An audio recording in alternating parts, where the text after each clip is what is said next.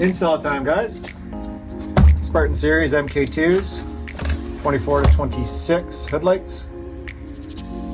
Power wiring kit. Heavy duty wiring harness, Spartan Series. Hood mounts. And of course, our air freshener and our Swedish fish. Okay, time to put together our hood lights. So the Spartan Series MK2. Pop one of these out. That's a bracket.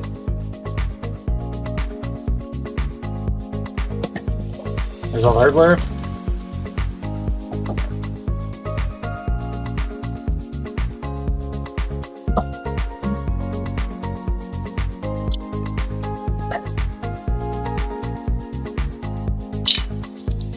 There are the channels right in here that you drop the lock nuts in. Drop in nicely.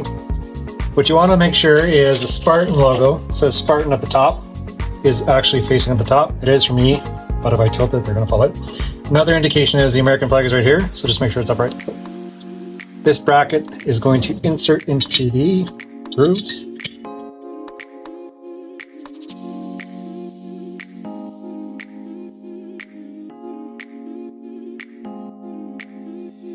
Rinse and repeat.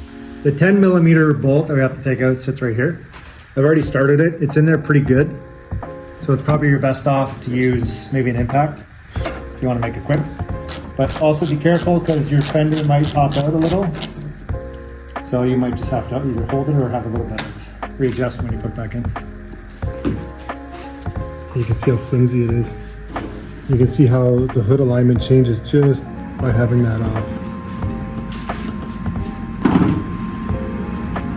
Okay, so the bracket, there's two brackets, one's for the right, one's for the left. I don't think they're marked, but you want them to be on an angle back towards your, slanted towards your windshield. And they just fit over that same hole. And then we'll slide the 10mm bolt back in, making sure everything is lined up on the fender, and we'll tighten it down.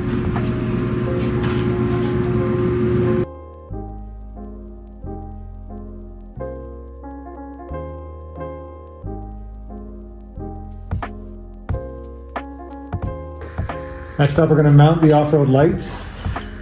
So make sure you have enough room to slip the bolt in there. Okay, just goes right in this way.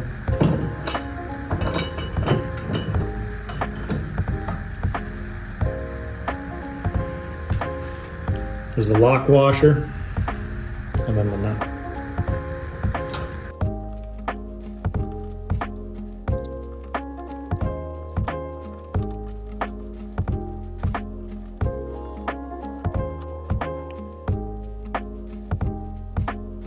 So we're going to install this power for our tremor.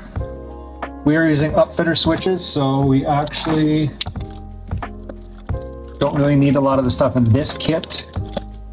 This kit is if you want to run an actual switch through your firewall into your dashboard, so you can power the lights itself. But since we have the tremor, we got the upfitter switches, so we don't need this.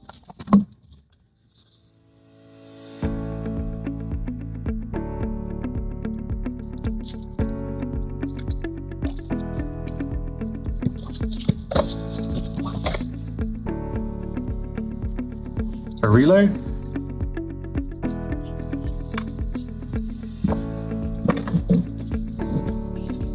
Fuse. Positive, negative power.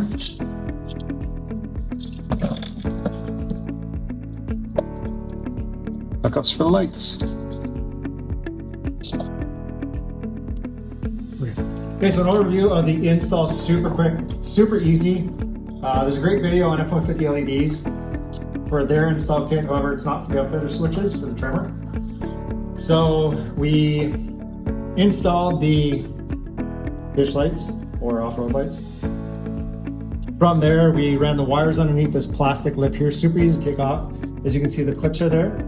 Clipped it forward, ran the driver's side all the way through, and then tucked the passenger in where this lip is. And then from here, we hooked up the power, 1, 2, and we also did the upfitter switches.